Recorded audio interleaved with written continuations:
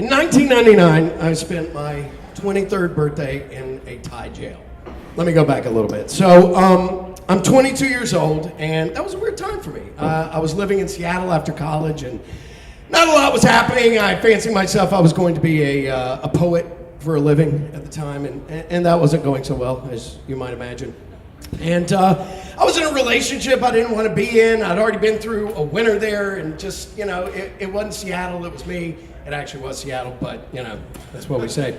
And I needed out, and I didn't know where to go, and I didn't know what I wanted to do. And my immediate neighbor, and in Seattle, like, your neighbor is like right there where that microphone is, from your bedroom to theirs. And his name was Matt Mercer. And Matt was a lunatic. He would drink a lot alone at night. He had a tendency to walk around naked and rave. He was the kind of person that had an AK-47 with a bayonet on the end for like when the shit went down. And his only real solace in the world was his dog, Ralphie. And Ralphie was this big shaggy dog that didn't really understand anything that was going on. But Matt just came up with a plan, and he left and went to Thailand. And he took like 3 bags and the dog and just went.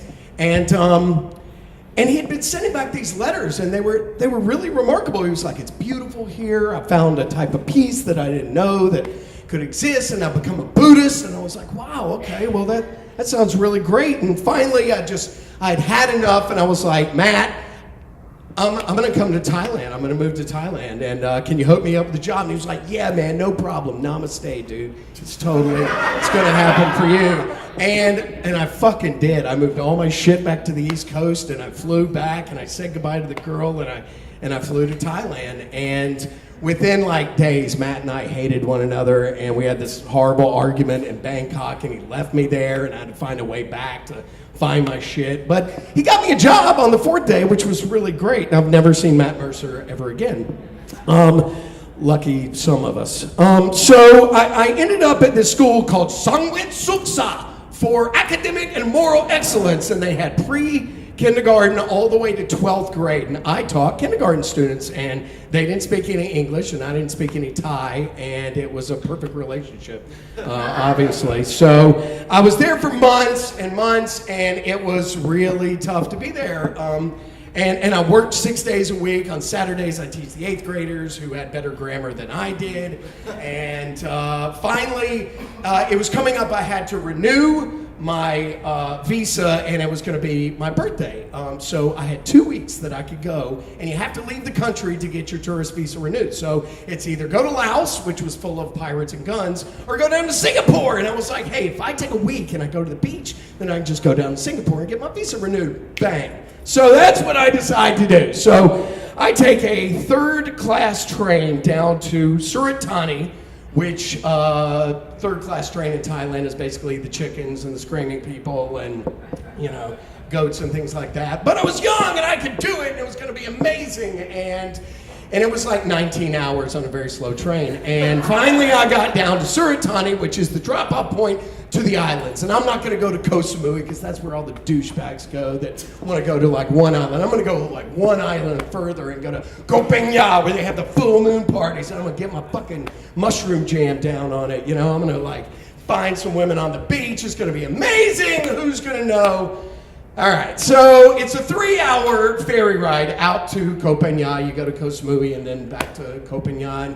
And then I meet this kid on the ferry, and he's got this book, and it's full of pictures, and it's like, hey, do you have a place to stay? All this is in broken Thai and broken English, and he's just like, it's going to be beautiful. It's going to be beautiful. When we get to the island, it's very cheap, very nice. Why don't you come stay at our hotel? And I was like, well, how much? And it was really cheap, and I was like, okay, well, we get there, he get on a little scooter that his cousin drives, and we get out to his place, and it's a nightmare. It's falling apart, and I spend one night there, and I'm woken up by an explosion in the middle of the night, and it was actually like coconuts falling on the aluminum roof of my hut. But that was enough, and I like walked to the other side of the island, which was like 4 miles away. But you know, in Thai heat, that's a long way to go. So I get to the other side of the island. It's beautiful. It's paradise. It's just blue ocean cove. I get this nice little like shack overlooking the ocean. And it's just amazing. And like for 2 or 3 nights, I just have the best time. Drink on the beach, go to these little, pubs that it's just an amazing place. And I make friends. I have not made any friends in Bangkok in the like 6 months that I've been there.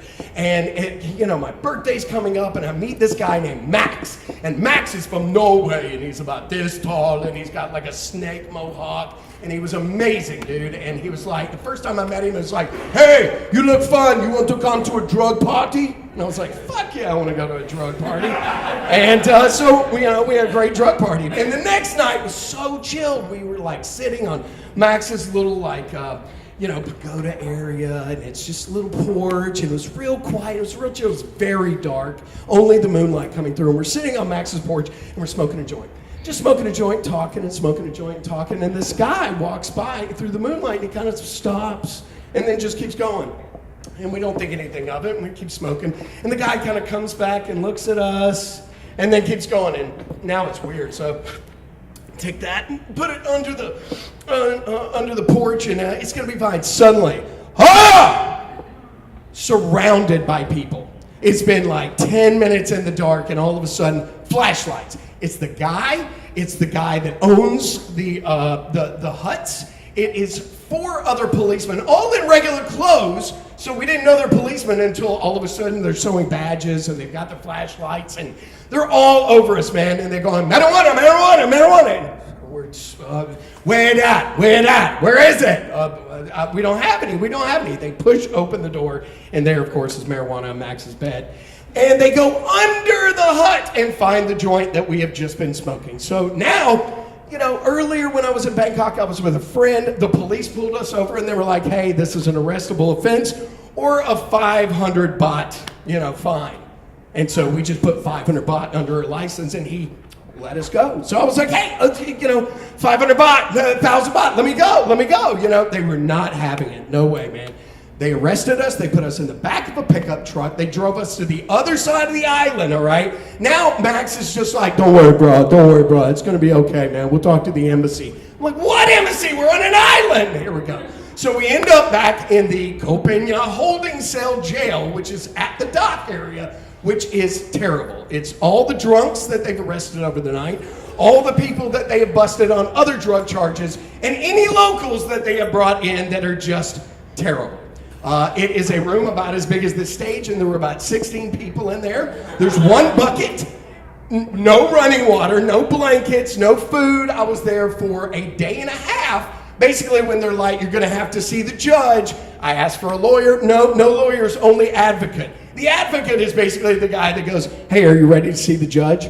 So we basically go in there, and he's like, hey, if you plead guilty, you'll get a fine and you'll just have to leave the country. But if not, you have to go to jail until the trial. And I was like, well, how long could that be? And he's like, well, it could be a long time. Plus, Thailand has the death sentence for certain amounts of drugs. And I was like, sorry, what? This is weed. He was like, yeah, for weed. Okay, all right. So now I'm worried about like dying in a foreign country for half a joint or whatever it is. I'm no longer speaking to Max anymore because he's made it clear that we need to keep our cases separate. We need to do all this. They put us on the ferry. All of us with drug charges had to get on that ferry with all the other people who were going on to their other adventures in Samoa and wherever the fuck else they're going. And we are going to the fucking jail in Suratani where the train left us off. So at this point, this is the first time that they get us to the jail. They make us sign all this paperwork that you can't read because it's in Thai. And they assure us that it's just about our identity. I sat there in this horrible prison in Suratani, which is actually like the 5th biggest city in Thailand. So you're in there with murderers and rapists and people who have gotten, huge crimes. And they're just these large pens, as big as this room, full of 40, 50, 60 guys per room. There is buckets and blankets, but not really. Not if you don't want to fight the guy that has all 7 of those other blankets. And basically, it's rice gruel and tea if you're lucky enough to be able to get up there. I remember basically about that time talking to the advocate and sitting with my back to the wall pretty much for 4 days. During that time, I was able to call my dad. There's an 18-hour time difference between Atlanta, Georgia, and Thailand. So basically, it's a whole nother day. When I call my dad, I mean, it's basically the most disappointing thing ever. I was trying to get him to send the money, but apparently, according to the bureaucracy, they actually need somebody to come and get you. When I contacted the school, remember the moral and academic excellence? Well, their moral excellence would not come and bail my happy ass out of Suratani prison. So basically, I stayed there for 5 days until my dad was able to come all the way to Thailand to pay this bail. Okay? Now, I met one person in that jail cell. His name was Lek, which means little in Thai. And he basically practiced his English on me. He said, "Don't worry, man. It's all going to be fine. It's all going to be fine, man. You're free. You're American. You're going to go. It's going to be no problem. Me, I'm going to die here. I'm going to die here." Which really doesn't give you any reassurance at all. When finally the advocate had said, "You sign the paper. Your dad will pay the $10,000 that all of these court costs are going to be, and then you have to basically fly yourself home. You also have to get on a prison bus that will take you back to Bangkok, spend the night there before we'll let you go, that takes you immediately to the airport and you got to leave." So the night before I left Suratani, I was in a Thai prison with my dad there, who had to wait the weekend because I was released on Monday. And he basically tourists around the town. Well, I got to sit in jail before they basically let me get on the bus the day after my birthday, get driven up to Bangkok, spend another night in the local jail there, a holding cell for any number of unknowns. That was a lot nicer. They actually had a bathroom there, so that was pretty good. And then basically I was able to be transported to the airport and flown back to the United States with my father right next to me, who did not speak with me for the entire 17 hours that it took to go from Thailand to Seoul, Korea, to LA, to wait for 2 hours, and then back to Atlanta, Georgia. To this day, anytime I smoke marijuana, I basically look over my shoulder because you never know who the fuck is coming out of the dark.